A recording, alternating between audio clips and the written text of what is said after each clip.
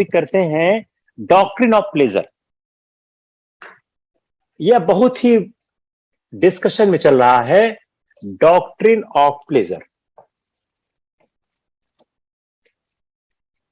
अगर आप doctrine of pleasure को देखें तो हमारे ये कहां से आ रहा है? ये हमारे भारतीय संविधान से आ रहा है। आप खोलिए article 163(1) of the constitution, open article 163(1) of the constitution. इस पर सवाल मेंस पे, प्रीलिम्स में सब में आने की संभावना है, क्योंकि पूरा साल यह डिस्कशन में रहा है। जो आर्टिकल 163(1) है वह बात करता है काउंसिल ऑफ मिनिस्टर। बात क्या करता है? काउंसिल ऑफ मिनिस्टर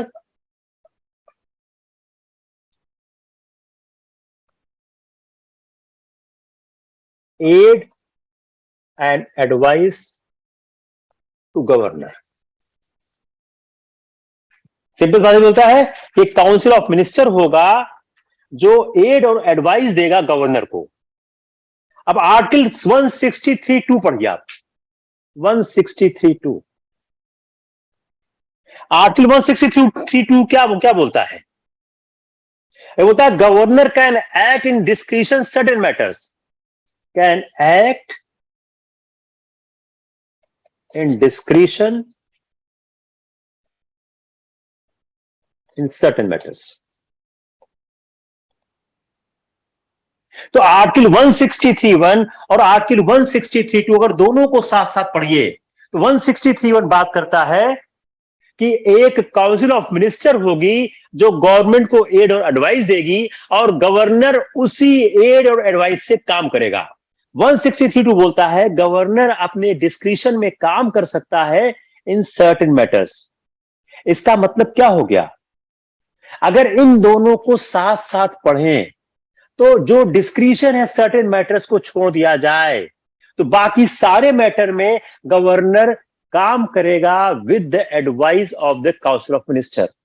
अगर ऐसा नहीं करना होता तो 163(2) का एडिशन संविधान में ना होता।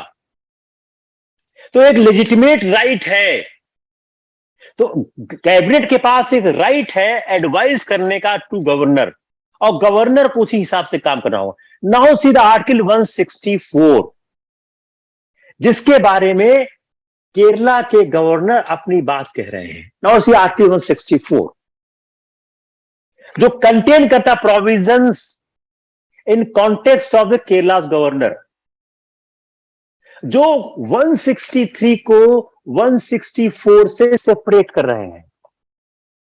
ही इज सेपरेटिंग 163 को 164 से, जिसमें क्या है 164(1) में है प्लेजर का कॉन्सेप्ट, डॉक्ट्रिन ऑफ प्लेजर। वो बोले प्लेजर हम विड्रॉ कर लेंगे। लेकिन क्या प्लेजर वो विड्रॉ हो सकता है? जब तक कैबिनेट अप्रूव नहीं करता है तब तक वह प्लेजर विड्रॉ नहीं हो सकता है। अगर हम आर्टिकल 163 की स्पिरिट देखने की कोशिश करें, प्रयास करें, और उसको हम आर्टिकल 164(1) से के साथ पढ़ना चाहें तो उसका रिजल्ट क्या आता है?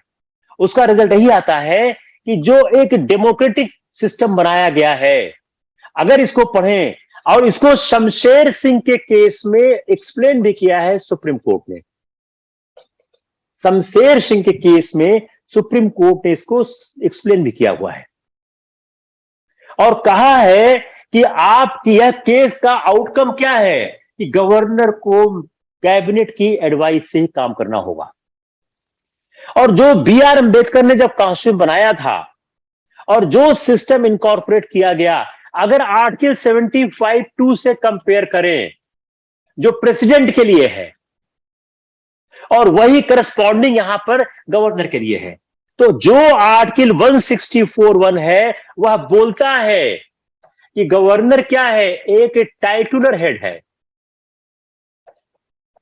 वह एक हेड टाइटल, उसका सिर्फ नाम मात्र का है, फंक्शनिंग उसके पास नहीं है। जो हिस्टोरिकल डिस्कशन है, अगर हम असेंबली के देखें, उस हिस्टोरिकल डिस्कशन में यह बात कंक्लूड हो गई थी कैबिनेट को उन्होंने रोल दिया है, इसको नहीं दिया है, कैबिनेट के पास अथॉरिटी है। इसलिए जो ड्यूरिंग प्लेजर शब्द है, इसका मतलब क्या है? ड्यूरिंग प्लेजर का मतलब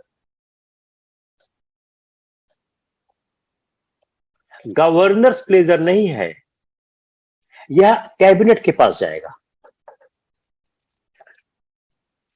जो प्लेजर का इशू खड़ा किया जा रहा है, उसमें जब तक मिनिस्ट्री के कैबिनेट के पास कॉन्फिडेंस है हाउस का, जब तक कैबिनेट के पास, सरकार के पास हाउस का कॉन्फिडेंस है, तब तक जो प्लेजर है यह गवर्नर के पास नहीं है, यह प्लेजर गवर्नमेंट कैबिनेट के पास है।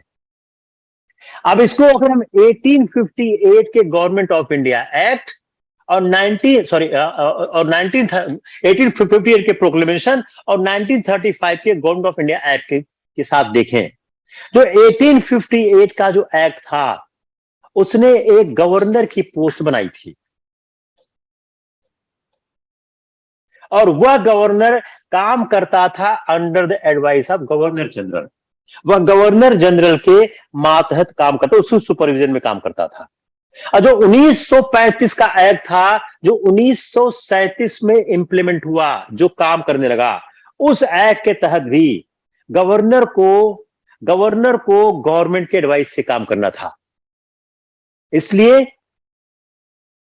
अगर गवर्नर अपने प्लेजर का इस्तेमाल करते हैं, तो इट में amount the abuse of power as stipulated in a constitution. अब एक सवाल खड़ा हुआ था कॉन्स्टिट्यूशन असेंबली में कि अगर गवर्नर, कॉन्स्टिट्यूशन असेंबली का सवाल था, if governor is abusing the power,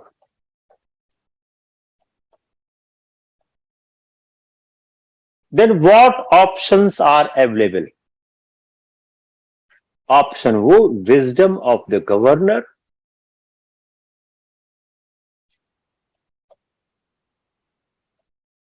second wisdom of the person, wisdom of the authority,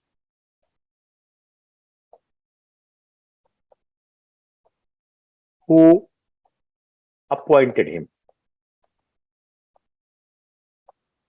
उस अथॉरिटी का विजडम जिसने उनको अपॉइंट किया हुआ है। मेरे ख्याल से इशू क्लियर हो गया होगा। Any confusion? बोले